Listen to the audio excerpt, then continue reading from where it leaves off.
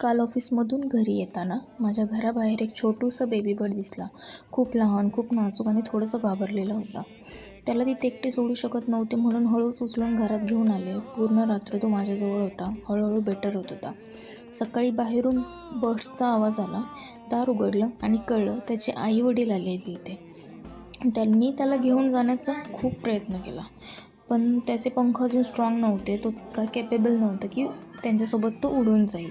म्हणून मी त्याला परत घरात घेऊन आले. थोड्या वेळाने तो खिडकीजवळच्या दोरीवरती जाऊन बसला. तो पडू नये म्हणून मग मी त्याच्यासाठी एक झोका टाईप असं बांधलं की तो त्यामध्ये जाऊन बसेल आणि त्याचे आईवडील त्याच्याजवळ येऊ शकतील. आणि मग त्याची आई आली. छोटी छोटी किडे आणून ती त्याला खाऊ घालत होती. त्या क्षणीच जाणवलं, आईचे प्रेम कधीच हार मानत नाही.